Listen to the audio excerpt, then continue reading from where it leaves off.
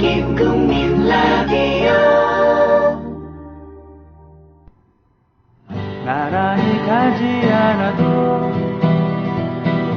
우리는 하나 세상은 힘들게 해도 우리는 조합원 우리는 하나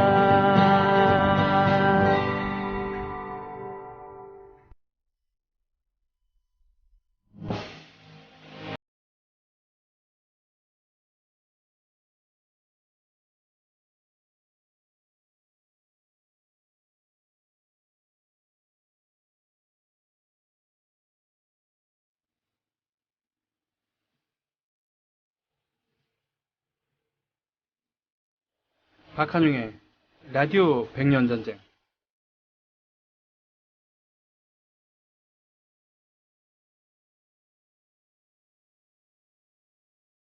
역사학자 한홍구 선생님께서 그러셨습니다. 그동안에 100년, 동학전쟁부터 따져서 한 120년 정도일지도 모르겠네요.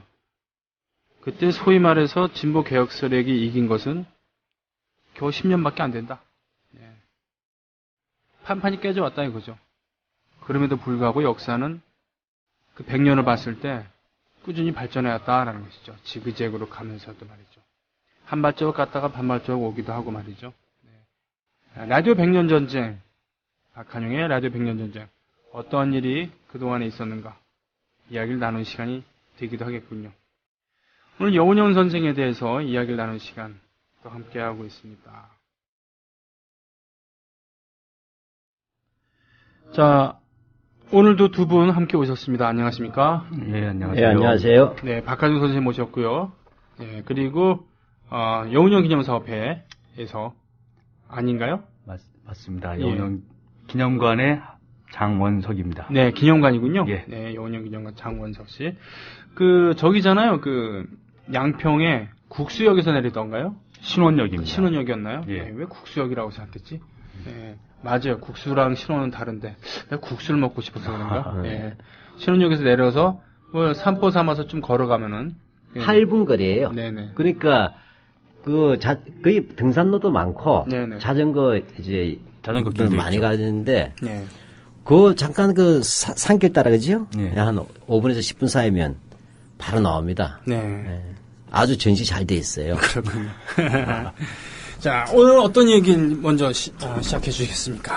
예, 지난주까지 우리가 몽양 요원에서 다뤘는데 네네. 워낙 해방 공간이 복잡하고 네네. 또 굉장히 중요한 시기잖아요. 해방이 그렇죠. 분단으로 전환되는 시기고 되는 역사의 개변기입니다. 그래서 이 요원영 선생이 왜 발빠르게 해방이 됐어? 8월 10월 해방이 되자마자 바로 뭐냐면 그 건국 동맹에서 건준 건국준비위원회를 만들 수 있었고, 네. 그다음에 가장 먼저 어떤 건국 구상에 대응할 수 있었는가 하는 이 문제를 좀 우리가 살펴봤어요. 그러면서 그러한 부분들이 일제 강점기에 몽양의 1930년대 이후에 일제 말에 활동해서 그런 것들이 이미 준비되고 있었다는 얘기를 정리를 했었어요.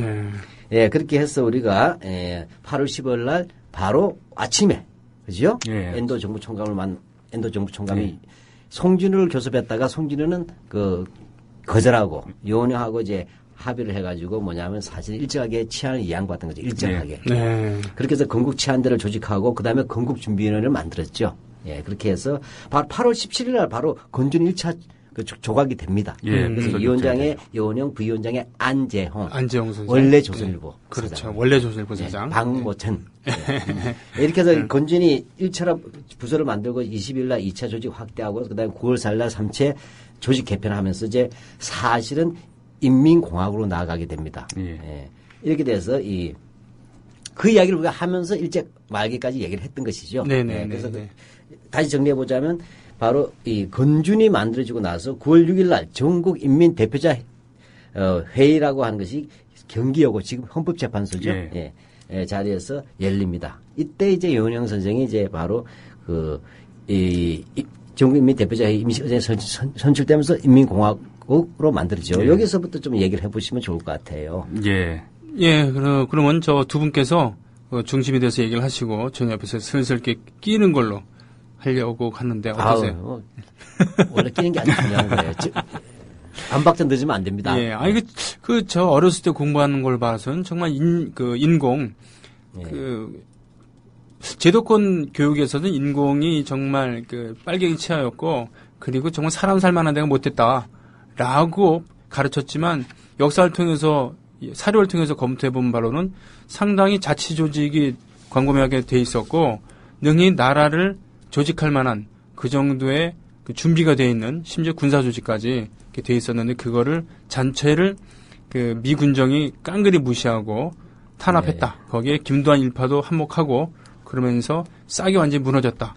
이 정도면 찐인 게 아니고 강의를 대신하는 거예요. 누가 이 손병희 선생을 공대 출신의 가수라고 믿겠습니까?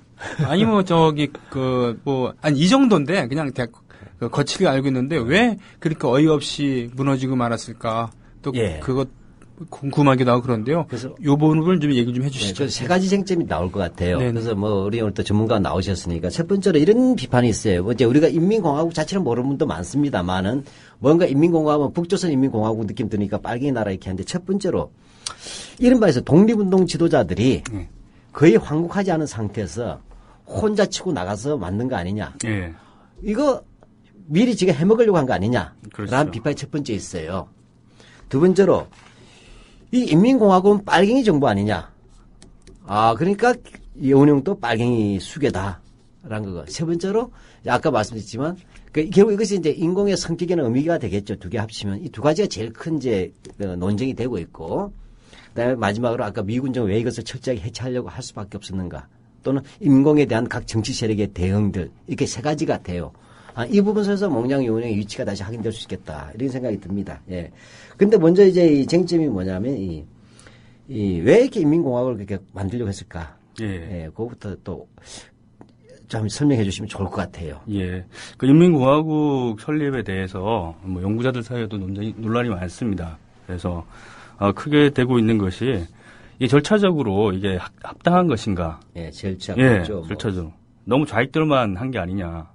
인민 대표라고 그러는데 그 대표자들의 면면이 누구냐 도대체 잘 알려지지 않아 있거든요. 그렇죠. 자, 그래서 또 일부에서는 여운형 선생 같은 경우는 이 인민공화국을 건설하는데 반대했다 사실은 이 조공에 끌려가지고 했다라는 의견도 있습니다. 근데 제가 생각하기에는 여운형 선생이 좌익 그러니까 조공에 끌려가지고 인민공화국을 건설한 것만은 아니다. 라는 생각입니다. 왜냐하면은 여운형 선생이 인민대표자 대회에서 연설을 한 게 있습니다. 그 연설의 대목 중에 비상한 시기에는 비상한 인물만이 비상한 일을 할 수 있는 것이다. 라고 말씀하셨어요. 그러니까 굉장히 비상한 시기라는 거죠. 9월 6일에. 그러니까 9월 6일이라는 시점이 비상한 시국이라는 거죠. 해방 직후 20일이 됐습니다. 이게 해방이 된 한 20일, 25일 그 사이입니다. 골든타임이라는 얘기인가요? 요즘 식으로 얘기하면. 그렇죠. 네. 맞습니다. 딱 맞는 것 같아요. 골든타임인 겁니다. 골든타임, 이때, 무슨 일을 했어야 됐기에, 또 여운형 선생은 얼마나 또 좀 조급한 마음을 가지고 있었는가 하는 부분을 살펴봐야 되는데, 9월 8일 날 미군이 진주하지 않습니까? 그리고 9월 9일 날 총독부에서 총독 아베로부터 항복 조인을 받고 미군정을 설치를 합니다. 자, 여운형 선생은 이렇게 미군, 연합군이 들어오기 전에 조선인들의 자치적인 어떤 조직, 나아가서는 크게 더 나아가 생각하면 이 임시정부 혹은 과도정부를 수립하려고 했던 것입니다. 한마디로 하면 미국이나 이런 나라가 임의대로 판을 짜지 않도록 그렇죠. 어느 정도 우리 내부에서 좀 틀을 짜야만 우리 민족의 요구에 맞춰서 어느 정도 수렴할 수 있다 이런 의도가 있었다는 얘기죠. 예, 그렇죠. 독립을 건설하는 데 있어서 우리의 해방이 어떻게 보면은 조금 타율적인 측면이 있었지 않습니까? 타율적인 측면이 있었지만은 정부 수립을 하는 데 있어서 연합국에 끌려갈 수만은 없다는 거죠. 그렇죠. 손님 와서 방청소 해줄 수는 없잖아요. 예. 우리가 방청소를 해놓고 있어야죠. 미리 장롱 이렇게 배치를 해놔야 또 그 인정도 받겠죠. 예. 그런 의미에서 이 조선뿐만이 아니라 2차 대전 이후에 이 연합국이 점령한 지역에서 이 정부 수립이 과정에서 어떤 비슷한 예가 있었는지 살펴볼 수가 있습니다. 그래서 우리 조선하고 2차 대전 이후에 가장 정치적으로 비교할 만한 유사한 지역이 오스트리아였습니다. 호주가 아닙니다. 오스트리아. 야, 오스트레일리아가 아니고 오스트리아입니다. 아니, 프란체스코 여사가 오스트리아 출신인데 네. 사람들이 오스트레일리아랑 헷갈려갖고 호주댁이라고 그랬다면서요. 아, 프란체스코 여사를 호주댁. 둘 다 먼 나라예요. 예. 그게 오스트레일리아하고 오스트리아하고 헷갈리는 게 우리나라 사람만 그런 게 아닌 것 같아요. 그래요? 네, 제가 오스트리아 연구서들을 보니까 제일 첫 번째 어떤 그 사람이 이제 뭐라고 썼냐면은 오스트리아는 국제적으로 잘 알려지지 않는 나라다. 그래서 어떨 때는 오스트레일리아에 갈 우편이 오스트리아에 오기도 한다. 와, 그건 너무 심하다. 야, 조금 과장인 것 같죠. 네. 그러면서 그 사람이 또 한 말이 있어요. 거기 덧붙여가지고 또 하나는 뭐냐면은 오스트리아는 유럽의 조선이다. 이렇게 얘기를 했어요. 2차 대전 이후에. 그렇군요. 예, 그만큼 오스트리아 상황과 우리의 상황이 비슷했다는 겁니다. 예. 우리는 해방 이후에 38도선을 기준으로 미소가 분할 점령을 했지 않습니까? 그렇죠. 2개국 분할 점령을 했죠. 그런데 오스트리아는 그보다 조금 더 상황이 나빴습니다. 영국, 미국, 프랑스, 소련 이렇게 4개국 분할 점령을 했어요. 아이고. 그리고 수도 비인도 4분할을 했던 겁니다. 쉽게 말하면 독일, 베를린 예, 그렇죠. 생각하시면 됩니다. 그러니까 연합국이 조선과 일본을 묶어가지고 점령 통치를 하려고 그랬고 예. 비슷하게 그와 유사하게 유럽에서는 독일과 오스트리아를 한 단위로 보고 생각을 했던 겁니다. 참고로 말씀드리자면 이제 이 히틀러 당시에 이제 뭐 대게르만주의라고 하는 게 있었어요. 네네, 대독일주의. 네, 대독일주의죠. 예. 그렇게 속에서 오스트리아는 독일계로 파악하는 예. 거죠. 네, 그래서 이제 같이 하나 엮어졌기 때문에. 하긴 그 합스부르크 왕가 그래. 예, 진짜 그렇게 길죠. 따지면은 뭐 그 나와바리에 대해서 보면은 독일이나 오스트리아나 뭐 똑같은 그렇죠. 예, 민족도 구성도 비슷하고 언어도 비슷하고 그리고 뭐 역사적 배경도 비슷하기 때문에 그때 역사의 그 발전 방향이 조금만 핀트가 다른 쪽으로 갔어도 두 개 나라가 합쳐질 수도 있었잖아요. 그죠? 예. 합쳐진 거나 마찬가지였어요. 예. 1차 대전 당시에는 오스트헝가리 제국이라고 대제국이었죠. 그렇죠. 오스트리아, 헝가리 제국. 그리고 1차 대전이 끝나고 나서는 오스트리아가 굉장히 쭈그러듭니다. 네네. 예. 패전국이니까. 패전국으로 축소가 되고 또 하나는 오스트리아가 사민주의가 굉장히 성향했습니다. 아, 사회민주주의. 사회민주주의. 네. 그러니까 블랙빈이라고 그랬던 겁니다. 블랙빈. 예. 그래서 그 정도로 독일의 바이마르 네네네. 공화국처럼 1차 대전 이후에 오스트리아가 사민주의가 굉장히 활발하게 진행이 됐는데 2차 대전 전에 우리의 그 좌우 대립에 비견할 만큼 혹은 그거보다 더 심하게 어떻게 보면 좌우 대립 때문에 독일과 합병을 합니다. 아. 그런데 독일과 합병을 할 때 국민 투표를 해요. 예, 별 저항이 없었잖아요. 같은 게르만 민족이었기 네네. 때문에. 그런 것 때문에 오스트리아가 연합국으로부터 얘들이 추축국이냐 아니냐. 추축국으로 봐야 될 것이냐 말아야 될 것이냐 좀 논란이 있습니다. 네네네. 예. 그런데 결국은 이 추축국으로는 보지 않습니다. 네. 추축국으로는 보지 않고 2차 대전 이후에 이 4대국 분할 점령 통치를 하면서 연합국 중심이 돼서 임시정부를 수립하고 그 다음에 민주적인 정부 수립 절차로 나아가자라는 합의에 도달을 하게 돼요. 우리 좀 이따 모스크바 삼성회의하고 연상되네요. 그렇죠. 예. 그런데 그 아이러니한 게 그게 43년도에 우리가 알고 있는 모스크바 회의와는 다른 모스크바 선언이 나옵니다. 그러니까 43년도에 그 결정이 되는 거예요. 그렇군요. 예. 자, 그런 상황에서 오스트리아가 연합국에 점령이 되는 건 소련에 의해서 먼저 점령이 됩니다. 45년 4월에 소련 군대가 수도 빈을 점령하게 됩니다. 그때 베를린을 점령하기 한 달 전이군요. 예, 그렇죠. 자, 그렇게 되니까 이 오스트리아의 이전에 사민주의 정치인인 레나라는 사람이 소련이 먼저 들어오고 미영 프랑스가 들어오기 이전에 오스트리아 임시정부를 수립해버립니다. 연합국의 본격적인 점령 통치가 시작되기 전에 임시정부를 수립함으로써 과도기의 통치권을 오스트리아 자국 정치인들이 장악하기 위한 선제적인 조치였죠. 예. 이거 참 부러운 예. 일이네요. 아마 오늘 들으신 우리 식구분들은, 청취자 식구분들은 오스트리아 얘기 잘 모르셨을 거예요.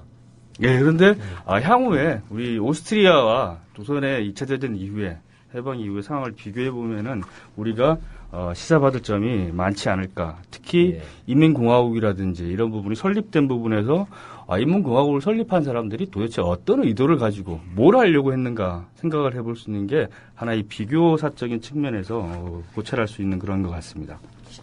조금 더 말씀드리면 레너는 수도가 이제 비엔을 탈환한 이후에 임시정부를 수립하고 독립을 선언합니다. 그리고 오스트리아 민주공화국을 재건하고 독일에 의한 합병이 무효다. 그리고 점령군들이 들어오면은 입법권과 행정권을 위임을 받을 것을 선언을 합니다. 자, 그런데 소련은 당연히 이 오스트리아의 레너 정부를 임시정부를 승인을 하지만 사회당 정부니까. 예, 그렇죠.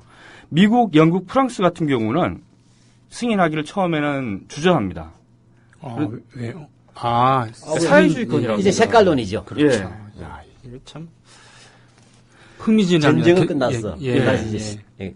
우리나라랑 비슷한 이런 느낌이네요. 여기까지는. 예. 그런데 미국, 영국, 프랑스가 이 오스트리아 레너 정부를 승인하는데 하나의 계기가 있어요. 뭐냐면은 아까 사분할을 했다고 그랬지 않습니까? 네. 사분할을 했는데 실제 사분할을 하기로 한 것하고 다르게 실제 점령이 진행된 건 조금 달랐어요. 거의 양분이 된 겁니다. 동쪽 지역은 소련이 거의 점령을 한 겁니다. 그렇게 되면은 이 실제 점령한 소련 지역을 갖다가 영국이나 미국에게 나눠줘야 되는 거 아닙니까? 네네네. 거기에서 그런 부분을 교섭하면서 동시에 이 오스트리아 레너 정부를 승인하게 된 겁니다. 아하. 그래서 오스트리아 레너 정부는 처음에 임시정부로 승인을 받지 못한 상태에서 4개국이 승인을 받지 못한 상태에서 수립되었다가 지금 말했듯이 점령 구역이 분할되는 과정에서 교섭을 통해서 이 연합국 4개국으로부터 임시정부로서의 자격을 승인을 받게 되고 또 그래서 12월 말에 이 총선거를 하게 되는 겁니다. 그렇군요. 예. 근데 보니까 이 과정을 보니까 이 뭐 3인주의라고 합니다만 예. 3인주의가 컸다고 합니다만 좌와 우를 많이 제대로 아울렀다는 얘기를 들었습니다. 예. 그렇죠. 랜너가 이런 부분에서 또 미국, 영국, 프랑스가 노골적으로 반대할 수 없는 조건이 있었잖아요. 네. 그 쉽게 말하자면 아까 점령구역에 대한 재분할 속에서 예. 소련의 어떤 입김과 교섭에 의해서 우위성이 있었지 않습니까? 예. 또 하나가 뭐냐면 이 좌우로 아울러버리면 그렇죠. 예. 여기서 우리가 몽양 연행의 좌우 합작이라는 얘기도 우리가 그 시사적으로 받을 수 있어요. 바로 랜너는 그 오스트리아 임시정부 구성할 때 바로 이 좌우를 아우른 대연정, 그죠? 예. 그걸 했었지 않습니까? 근데 어떤 세력들이 주로 했어요? 그 예. 실제적인 대연정 세력들. 자, 이 대연정이라면 우리 노무현 정부 시절에 대연정이 한번 나왔었죠. 예. 말만 나왔죠. 예, 아마 나왔다가 꺼내보지도 못했지 않습니까? 예. 그래서 조금 앞서서 얘기하는 거지만은, 한 60년 전에 벌써 나왔던 얘기인데, 60년 후에 이 연립 정부를 수립하자는데, 우리가 아직 못한다는 것은 참 안타까운 일이 아닌가 생각이 들기도 하면서, 그러면 오스트리아는 이 2차 대전 이후에 어떤 연립 정부가 수립됐는지 한번 살펴보도록 하겠습니다.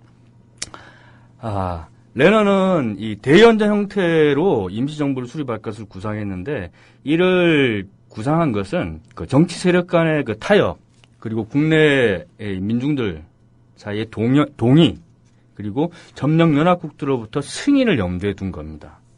예. 예. 그래서 오스트리아에도 공산당이 있었어요. 이 오스트리아 공산당은 어떻게 이 레너에게 제의를 하냐면은 보수 정당인 인민당을 제외하고 사회당, 공산당, 2당 연립 정부를 수립하자는 거였어요.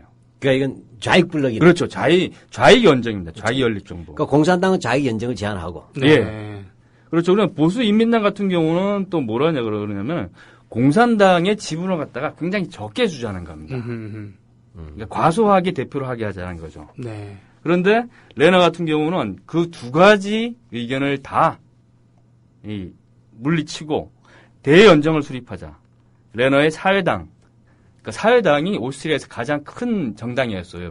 독일에 병합되기 전에. 네. 예. 사회민주가 굉장히 센 곳이죠. 예. 그러게 말이에요. 그리고 인민당. 이때 인민당은 우리가 명칭은 좀 그 좌익적인 냄새가 들지만은 이건 보수 정당이었습니다. 그러니까 예. 티가 빨갛다고 해서 예. 좌익이 아니듯이. 예. 그래서 여기서 이제 인민이라는 말도 생각을 해봐도 되죠. 그 다음에 이제 공산당, 그 다음 무소속. 이렇게 네 정치 세력의 내각 구성 비율을 다 정합니다. 네. 4대, 3대, 2. 그러니까 사회당이 4, 예. 네, 보수 정당이 4, 예. 민주당, 예. 공산당 3, 예. 공산당은 열심히 싸웠으니까. 예. 그다음에 무소속 2. 예. 예. 이렇게 해서 그렇군요. 3당 연립 정부를 황금 수립하고 분할입니다. 예. 근데 보게 되면 범자라면 4, 3, 7이 되고 예, 그렇죠. 그다음에 보수 4에다가 무소속 2를 합치면 6이 되고 예. 이는 아주 이렇게 절묘하게 해놨습니다. 고민의 결과가 나오네요. 그죠? 그렇죠. 예. 그래도, 강약의 차이는 2대 절대로 배제하지는 않는, 다 끌어안고 가겠다라고. 그렇죠. 하는 그러니까 이렇게 그런- 되면 이건 아주 중요한 말씀을 한 것 같아요. 지금 뭐냐면 이거 우리가 좀 배워야 될 건데 예. 보면 정치 세력 간의 타협. 예. 왜냐하면 한쪽 죽이려면 발악을 하니까. 네. 예. 그다음에 국민들의 동의죠. 예. 동의. 그다음에 주변 국가, 점령 국가들의 승인. 예. 이 3박자를 맞춰내는 것입니다. 예. 예. 이런 점에서 우리가 그때 요령 선생이 그때 이야기했던 것이 뭐냐, 연합국이 제시한 4가지 조건 가운데서도 보면 과도기의 치안 유지와 자치정부를 수립할 권리가 있으니 내정 간섭하지 말자. 예. 여기에 대해서 근데 우리나라 보수는 굉장히 지금 비판하잖아요. 그렇죠. 좀 황당한 얘기 아닙니까? 예, 그러니까 여운형 선생 같은 경우는 이런 오스트리아 상황을 보면은 여운형 선생이 왜 그렇게 했는지 이제 알 수가 있습니다. 그 여운형 선생도 마찬가지였어요. 여운형 선생 같은 좌익적으로부터는 어떤 비난을 받냐면은 그 송진우를 왜 굳이 타협하려고 하느냐. 지금 민족적인 거대 사업이 진행되려고 하는데 합작을 거절하고 분열을 깨하는 이런 송진우와는 타협을 하려고 하지 말자. 이렇게 얘기를 합니다. 네, 공산당에서 그러죠. 예, 좌익 쪽에서는. 그럼에도 불구하고 여운형 선생은 이 8월 15일 건준을 수립하기 전에도 그랬고 건준이 수립된 이후에도 우익 측을 끊임없이 포용하려는 그런 모습을 보입니다. 우익과의 합작을 갖다 포기하지 않았던 거죠. 네. 이런 것은 그 인민공화국 내각에서도 보입니다. 내각의 구성에서도 보입니다. 9월 14일 날 인민공화국 정부 부서 및 선언, 정강 이런 시정 방침이 발표되는데 이 인민이라는 이런 좌익적인 용어와는 다르게 그 구성이 보면은 그 주석에는 그 이승만이 되고요. 예, 부주석엔 여운형, 국무총리 허헌, 그다음 15개 부서기장, 법제국장 이런 사람들이 있는데 그 면면을 좀 중요한 사람들을 보면 내무부장의 김구, 외무부장의 김규식, 예. 재무부장의 조만시, 군사부장의 김원봉, 사법부장의 김병로, 예. 문교부장의 김성수, 그러니까 최신부장의 신익희. 이 절대 이 부서 내각의 면면을 보면은 좌익적인 게 아니에요. 그러게 말입니다. 김성수와 같은 그런 우익 인사, 실제로. 사실 친일의 거물이죠. 친일에 가까운 그런 친일 있었고. 그런데 김선재가 워낙 일제시대 때 돈을 많이 뿌리고 그렇죠. 네. 깔아놓은 게 많았기 때문에 김선재 친일을 상당히 양해하는 분위기가 있었어요. 당시. 그다음 그렇군요. 실제 너무 현실적 힘이 컸어요. 네. 그렇군요. 예. 그리고 그리고 송진우는 어찌되고 우리가 친일로 보기 어렵지 않습니까? 그렇죠. 뭐 장독수 같은 경우에는 그 김성수에서 송진우하고 장독수가 양날개인데 장독수는 아주 노골적으로 친일을 했고 네. 송진우는 적어도 그 정도의 지위에 있었다면 나름대로 저항했다 말할 수도 있죠. 그렇군요. 그러니까 김성수가 못 나왔을 때 송진우가 나설 수가 있는 그런 카드가 가지고 있었어요. 그렇군요. 네. 그 사법부장 김병로, 네. 약산 김원몬 선생 같은 경우, 그렇죠. 임정으로도 분류될 수 있지만, 네. 또 그 중국과 같이 싸움하게 됐었던 그렇죠. 독립군으로도 볼 수도 있고, 또 신익희, 김구 이런 분들은 임정계열이고 말입니다. 임명기를 완전히 우익이죠. 그 조만식 선생도 예, 우익이고 기독교계통. 반공주의자고 말이에요. 예.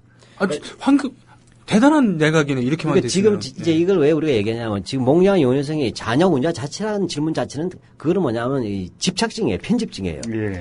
역사는 이렇게 딱 수직선이 아닙니다. 네. 그 그래프로 나타낼 수 있는 게 아니라 몽양의 구성 속에서 그 역사적 활동을 평가해야 된단 말이죠. 네.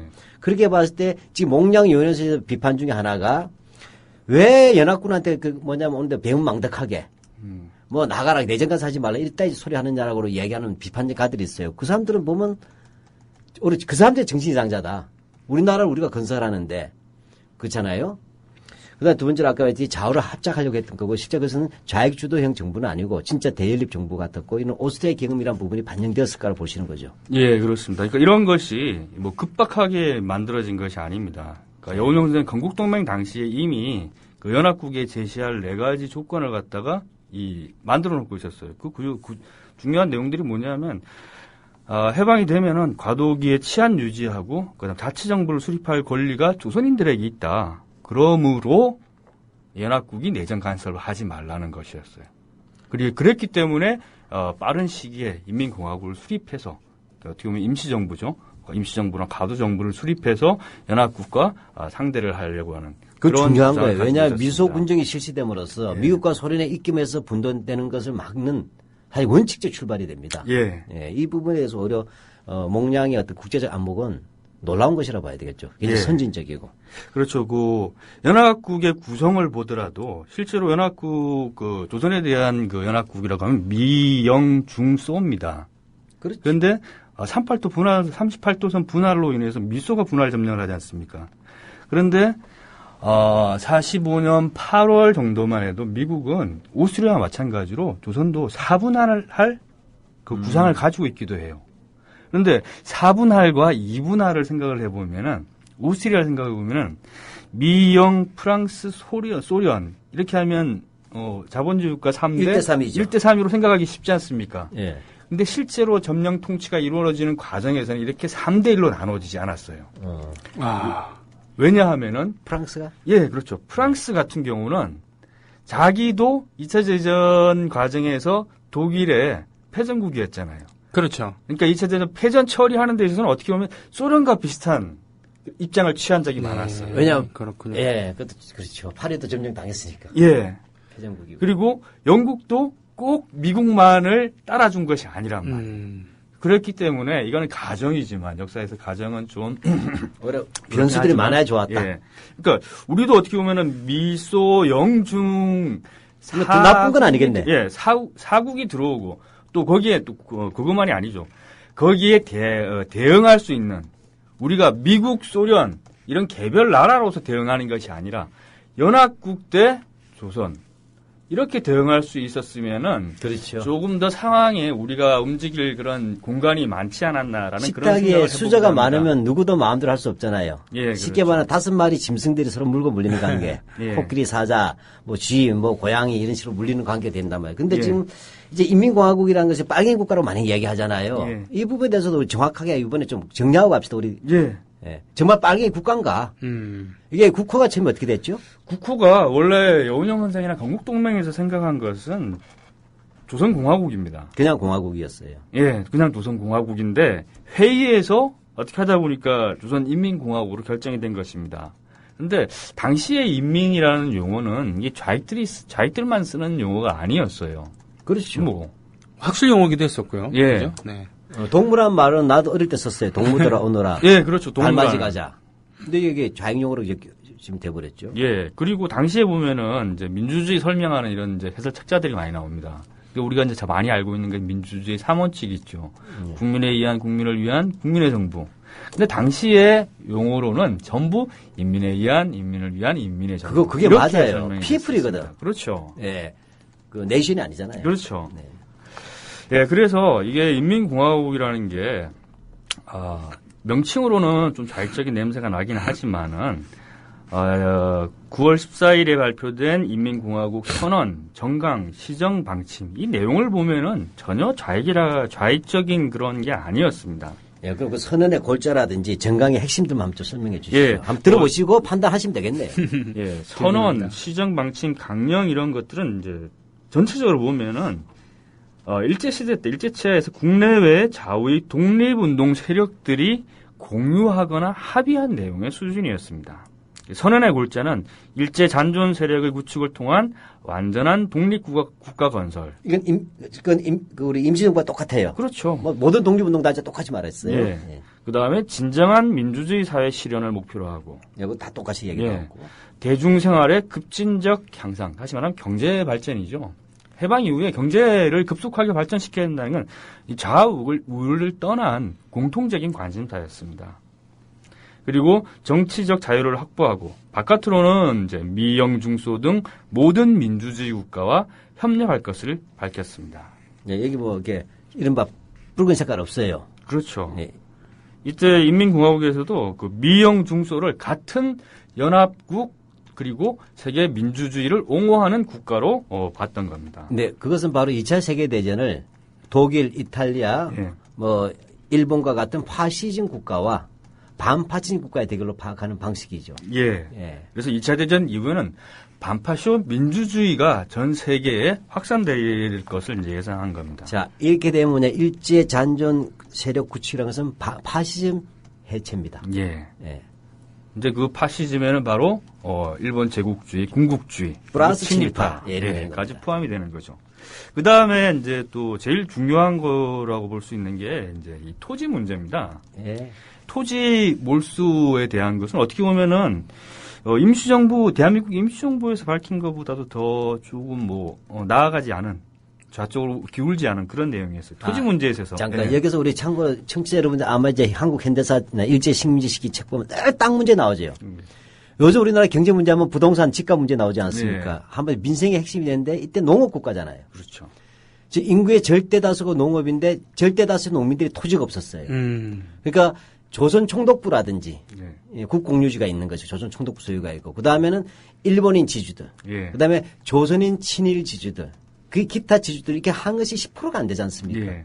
그러니까 7, 80% 이상이 아주 가난한 자영농이거나 소작농 또는 무토지민 이 상태에서 새로운 독립국가가 줘야 될 가장 큰 선물이 토지죠. 예. 예, 그 문제를 말씀드리는 겁니다. 또 토지 문제에서 인민공화국 같은 경우는 어떻게 얘기했냐면은 일본 제국주의와 민족 반역자들의 토지를 몰수해서 농민에게 무상 분배한다고 밝혔습니다. 자, 이게 뭐가 문제입니까? 여기서 잘 봐야 될 것은 예. 좌익들이 우리가 흔히 좌익들이 생각하기에는 좌익들이 일반적인 지주, 다시 말하면 조선인 지주의 토지까지 다 몰수해서 무상 분배할 것처럼 얘기하는 경우가 많단 말이에요. 지금 예, 예. 그렇게 했다고. 그런데 인민공화국에서는 조선인 지주 토지에 대해서는 언급이 없습니다. 일본 제국주의의 공사유 토지, 거기 더해서 민족 반역자들의 토지만 몰수하자는 겁니다. 자, 이것은 무슨 얘기냐면 프롤레타리아 혁명과 좀 다른 거란 예. 얘기입니다. 예, 다시 말하면 프롤레타리아 혁명은 계급혁명이지 않습니까? 예. 이때는 지주나 자본가들에 대해서 전면적 부정인데, 그러니까 토지 몰수 하는데 여기서 인민공화국 그게 아니란 얘기죠. 예. 이 기준은 바로 뭐냐면 일제잔재 청산이라는 기준이죠. 예. 예, 그렇게 되니까 당연히 일제 재산 몰수하는 거 당연하고 예. 민족 반역자는 두 가지가 가는 거예요. 하나는 뭐냐 신체형하고 재산형. 예. 어차피 처벌돼야 될 사람들이에요. 예. 이 두 개만 해도 사실은 충분히 나눠줄 수 있었죠. 당시에 이제 경제적 부의 규모만 보더라도 실제로 이 조선인 중소지주 혹은 대주주 이렇게 언급할 필요가 없었던 상황이라고 대부분 보기도 했어요. 몰랐겠습니까? 예. 예, 왜냐하면은 조선의 경제적 부의 한 7, 8할이 일본인 공사유 공사유 재산이었습니다. 그러니까 토지에 대해서 적산들이 있죠. 네. 그러니까 그 경제적인 토지라든지 이 중요 산업 시설들을 어떻게 처리하느냐, 그것이 어떻게 보면 경제적 문제에서 관건이라고 할 수 있었습니다. 요것은 거의 그 공업시설도 마찬가지 아닙니까? 예, 마찬가지입니다. 그러니까 우리 들으신 분들께서는 우리 청취자 여러분, 토지 문제에서 일제와 민족 반역자들의 토지 몰수란 말은 공장을 그렇게 한다고 똑같이 정의하면 됩니다. 그렇습니다. 그다음에 당연히 무상분배죠. 예. 예, 그래서 이 부분에서 자 그러면 이제 이 정도 아시고 인민공화국이 자꾸만 이제 박근혜 얘기를 집어넣으면서 예. 이제 자꾸 이게 빨갱이 정부다 이렇게 얘기하냐면 실제 인민공화국 출발의 기본적인 정강개시 이 자체를 기족하지 않습니까? 예, 그렇습니다. 예. 다만 세력이 좀 더 자익색을 가져 보태지면서 이게 이제 45년 말에 모스크바 결정이 나오고 이제 좌우 대립이 심해지면서 이제 이것이 조금 이제 변하게 되죠. 그렇죠. 이제 나중에 나가서 이제 얘기를 해야 될 자, 것 이 같습니다. 인공이 뜨니까 예. 친일파들은 어땠을까요? 친일파들은 이 해방 직전, 해방 직후 상황에서도 어떻게 보면은 자신들의 생명이 걸린 거라고 볼 수 있겠죠. 이게 실질적인 물리적인 생명일 수도 있지만 정치적인 생명도 마찬가지 아니겠습니까? 그렇죠. 굉장히 기민하게 움직입니다. 가장 눈치를 빠르게 많이 보죠. 움직이는 그룹 중에 예. 하나가 친일파들입니다. 예. 예. 그래서 지금 오늘 대표적으로 한 두 사람을 놓고 친일파들이 당시에 어떻게 움직였는가 한번 살펴보려고 합니다. 그 첫 번째는 해방 직전에 우리 친일파 중에 가장 악질적인 친일파의 대표라고 할 수 있는 그 박충금이 어떻게 활동을 했는지, 그리고 이 박충금은 또 여운형하고도 관련이 있어요. 해방 직전인 7월 24일 날 이 박충금은 이 대의당이라는 그 친일 정당을 조직을 합니다. 이게 부민관에서 결성이 되죠. 네네. 예, 이게 이제 또 그 박한우 실장님이 계시는 민족문정구소하고 우리 관련이 이사장님이 좀 하셨던 좀 말씀해 주시죠. 예. 박충금 잘 알다시피 일제 때 그 깡패 출신이고 우리나라 구사대 제1호입니다. 아, 그래요? 예, 예. 그래서 뭐냐면 도끼 들고 파업 깨고 하던 놈이에요. 악질이에요. 그렇게 되는데 일본에서 국회의원까지 했어요. 일제 강점기에. 일본에서 국회의원까지 했다고요? 예, 그래서 조선 총독을 자기가 마음 놓고 그냥 만날 수 있었어요. 이러던 박충금이 바로 이제 45년 7월 20일에 대의당 조직해서 24일날 부민관, 지금 서울시 의회 별관에서 바로 이제 대의당 하면서 동아시아 분격대회라는 걸 합니다. 이때 이제 지금 돌아가셨지만 우리 연구소 초대 이사장님 하셨던 조문기 선생님께서 동지들과 함께 여기다 다이너마이트, 수제 다이너마이트를 설치해서 한번 폭발을 기도한 적도 있었던 게 유명한 부민관 폭파거죠. 예. 이게 불똥이 엉뚱한 데로 튀어가지고 네. 조문기 선생이 안 잡히는 바람에 이게 여운형 선생이 만든 건국동맹으로 불똥이 튀어서 1차 건국동맹의 주요 지도자들이 다 체포가 됩니다. 아, 이거 제가 재신 사과드리겠습니다. 예. 그런데 이 박충금이 이제 말씀하신 9월 24일 부민관에서 그 대의당 조직하면서 여운형 선생을 당 총재로 모시기 위해서 이 양평, 봉안 이걸 한 3-4차례를 찾아갑니다. 그러니까 친일단체 대우로 몽양 예. 여운형 선생을 모시겠다는 거죠. 그렇군요. 근데 이제 여운형 선생을 만나지는 못하고 동생인 여운홍을 만납니다. 여운홍. 네. 예. 여운홍. 예, 여운홍 선생 만나가지고 이제 지금 이런 정당을 조직하는데 여운형 선생을 총재로 이렇게 모시고 싶다 이렇게 얘기를 하니까 여운홍 동생인 여운홍도 이게 말이 안 되는 거 아닙니까? 도대체 지금 상황에서 뭐 당인이 이런 친일 단체를 만들어서 뭐 하겠다고 그러느냐. 그러니까 이 박충금이 하는 말이 걸작입니다. 네. 우리는 두 길을 봅니다. 자, 이거 친일의 명언입니다. 예. 우리는 두 길을 봅니다. 이게 친일파들의 가장 핵심 워드예요. 예. 만일 일본이 승리를 하면은 우리 공로가 클 것이고 반대로 그렇지 못할 경우에는 기성된 단체를 가지고 달리 하면 되지 않겠습니까? 라고 제안을 하는 거예요. 카멜레온 짓 하겠다는 예. 거죠.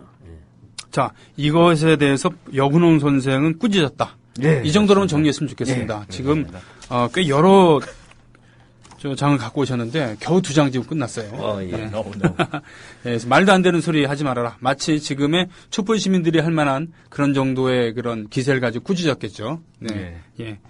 그러면 이제 해방 직전의 얘기고 네. 해방 직후에 이제 김대우라는 사람이 있어요. 경상북도 지사. 예, 예. 경북지사라는 바로 김대우. 황국 신민 서사를 만든 작자예요. 그러니까 우리는 민족 중 그게 아니라 그 뭡니까? 고고고 진민도 세이시라고 예. 와레라와 그 다이니쁜 뭐 덴노는 뭐 충량한 신민이다.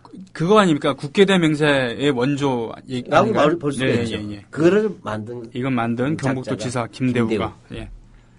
예, 이 김대우도 또 8월 15일 이후에 여운형 선생과 관련이 있습니다. 여운형 선생이 8월 15일 날 정무총괄 멘더로부터 치안권을 이양받고 건국준비위원회를 만들지 않습니까? 그런데 이 총독부가 생각했던 것보다 훨씬 더 규모가 커지고 영향을 갖다 발휘한단 말이에요.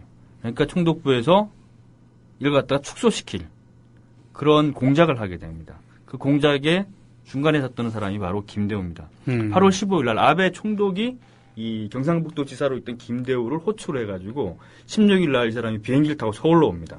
그래서 정무총감, 경무국장 이런 사람들하고 만나가지고 뭘 하냐면은 여운형 선생하고 송진우 두 사람의 합작을 재추진을 합니다. 이때 김대우라든지 총독부의 구상은 뭐냐면은 기존의 건국준비위원회에 있던 여운형, 안재홍, 송진우 이 사람들 외에 유억겸, 양주삼 이런 친일파들과 그 다음에 천도교 간부들을 추가해가지고 총독부로부터 다시 치안 유지 협력에 대한 의뢰를 받도록 하자는 겁니다. 이 말은 뭐냐면은 건국준비위원회가 지금 자치정부를 지향하면서 나가려고 한단 말이에요. 그러니까 그렇죠. 그거를 이 성격을 축소해가지고 단순한 치안 협력 단체로 축소시키려고 하는 겁니다. 쉽게 얘기하면은 공작 들어간 거군요. 그렇죠.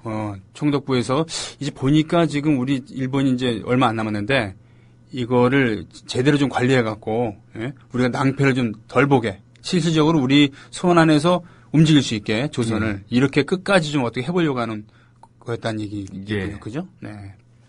근데 이제 이런 와중에 이제 그 미국의 서울 점령안이 이제 나오게 되고 또 우익들도 이제 다른 움직임을 보이면서 실제로 이게 이제 추진되지는 않았죠. 성공되지는 않았습니다. 근데 어쨌든 이 친일파들도 이 해방을 직전, 해방 직후 이런 때 기민하게 움직이면서 우리 좌우익의 합작이라든지 정부 수립 구상에 있어서 많은 방해 공작을 했다는 것은 우리가 주목해야 될 부분이라고 생각합니다. 네. 여기에 맞춰서 조선 총독부도 친일파들을 이쪽에 집어넣어서 예. 자기들의 어떤 그 뿌락시들을 넣는 셈이죠. 예. 그런 식으로 또 다른 길을 보고 있었던 것입니다. 예. 이런 속에서 우리가 이제 보면 이제 이 다른 독립운동가한테 속속 들어오게 되지 않습니까? 예. 지난번에 한번 얘기도 했지만 이제 그 일단은 제일 먼저 들어온 게 북한 지역에서 김일성이지 않습니까? 예. 김일성이 들어오고 그 다음에 남한에서는 뭐냐면 아까 말씀은 국내에 있었던 이제 송진우 같은 사람들이 예. 한민당을 만들죠. 김성수와 예. 함께. 그래서 이들은 지난번에 한번 얘기했어요. 임시정부 올 때까지 기다려야 된다. 시간을 벌려고 하는 거죠. 예. 또 미군이 들어온다고 또 알고 있었고. 이렇게 해방 직전과 해방 직후 얘기를 했었고요. 자, 이 다음에 이제 해외 임정이나 이승만 등 귀국하지 않았습니다만 어떤 움직임이 또 있었는지 한번 얘기를 해주시죠.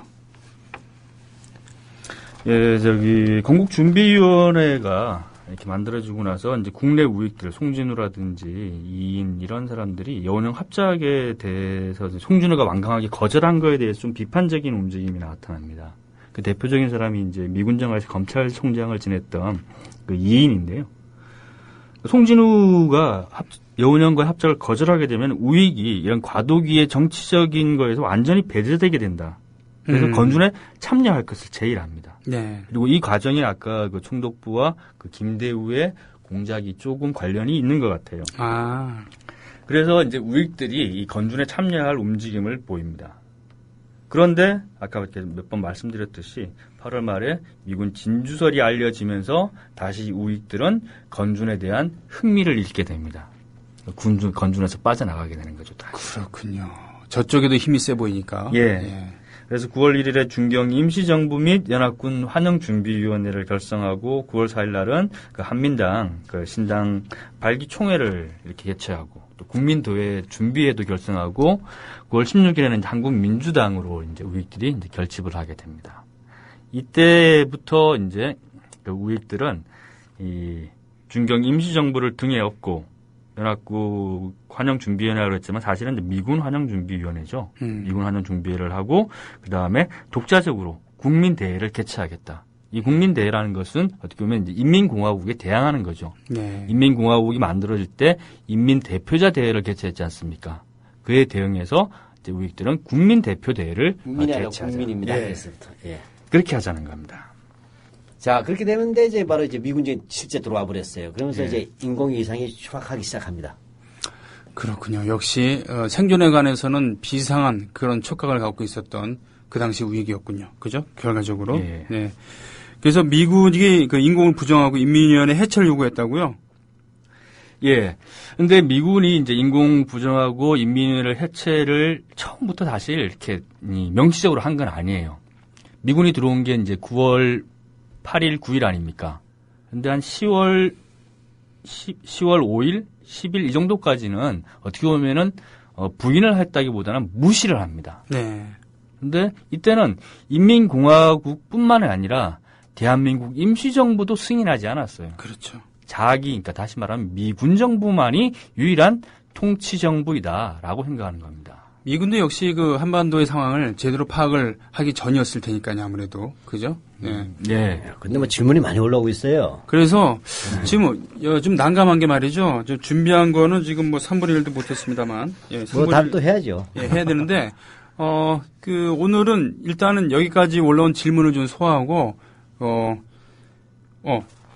그래, 질문이 보면 제가 그리고 소화한 다음에 그 밑에 거를 잠깐 얘기하고 마치면 되겠네요. 그죠? 오늘 예. 그 4페이지에 잠깐 얘기. 예. 예.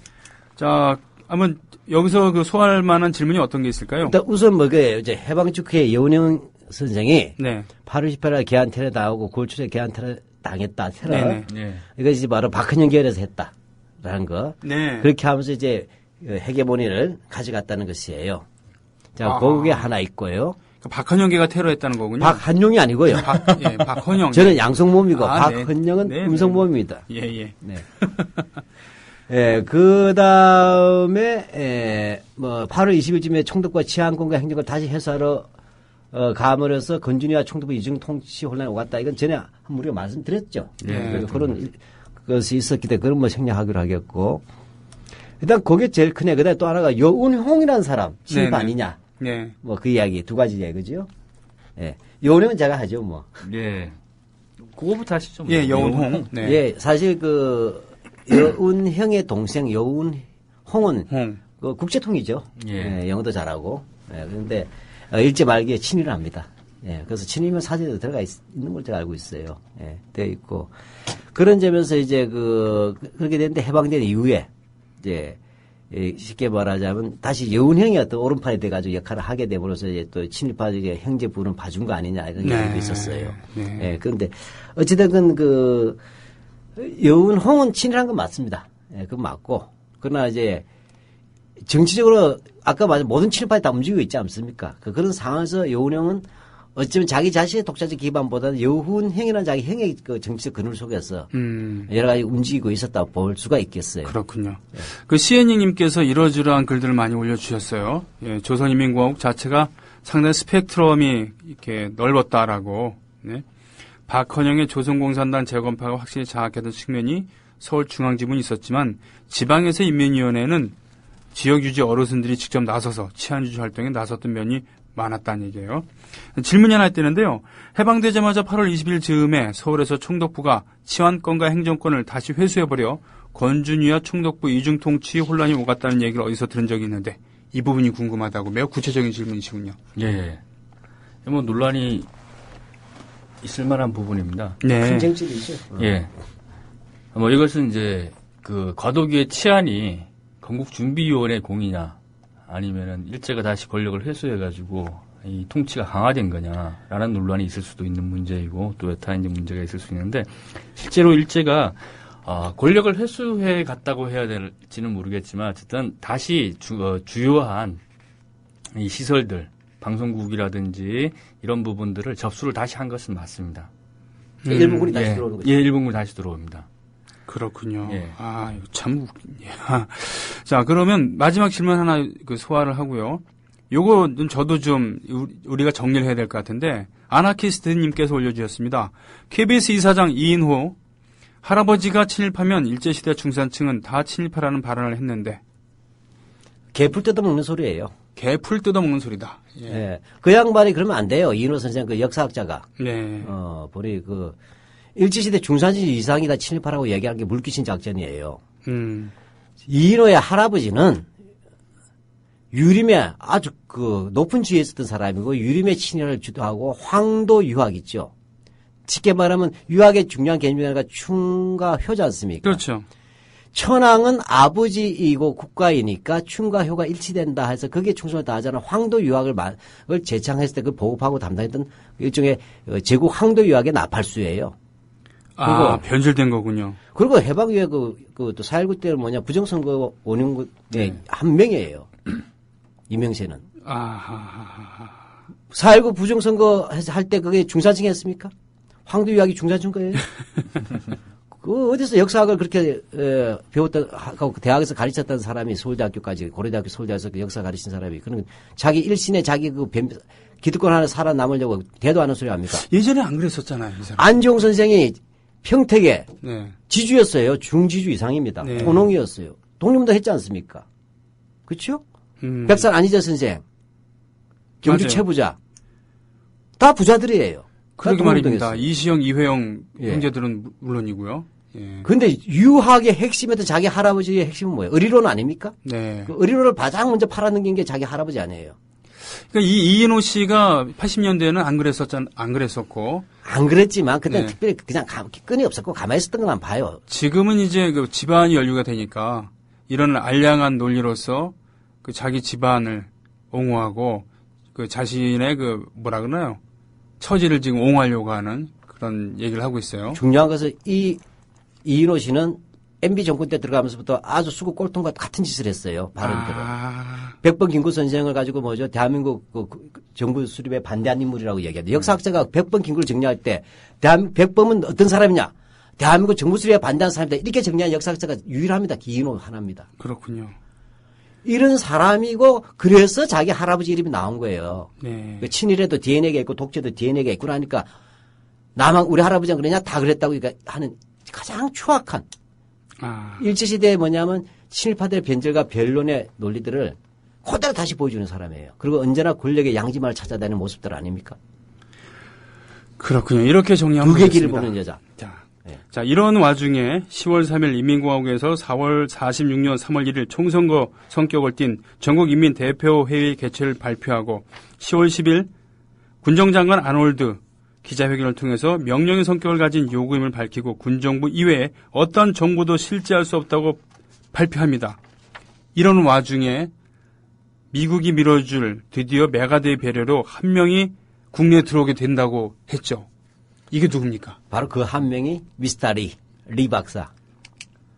이승만이죠. 지면 살고, 이 양반입니까? 네, 뭉치면 살면 흩어지고 죽는다는 얘기 자체가 뭐냐. 지는 혼자잖아요. 내 밑으로 다 모이라는 얘기예요. 네, 그것이 그렇군요. 무슨 민족 단결 아닙니다. 그게 분열의 명수가 이승만 아닙니까? 그렇죠. 예. 알겠습니다. 이렇게 해서 이승만이 귀국하게 되면서 미군정의 의도가 확실하게 밝혀지고, 야심차게 우리나라에서 유일하게 어떻게 보면은 자치 성격, 임시정부의 실질적인 성격을 가질 수 있고 좌우 합작을 통해서 새로운 나라를 건설할 수 있었던 가능성이 있었던 그 인공이 무너져가는 모습, 여운형이 또 몰락해가는 모습을 다음 주에는 우리가 아픈 마음으로 또 지켜볼 수 있겠군요.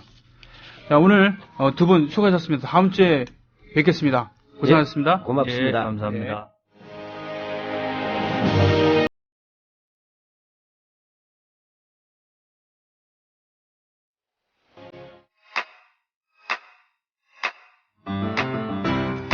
국민 라디오 지지하는 4가지 방법 아시나요?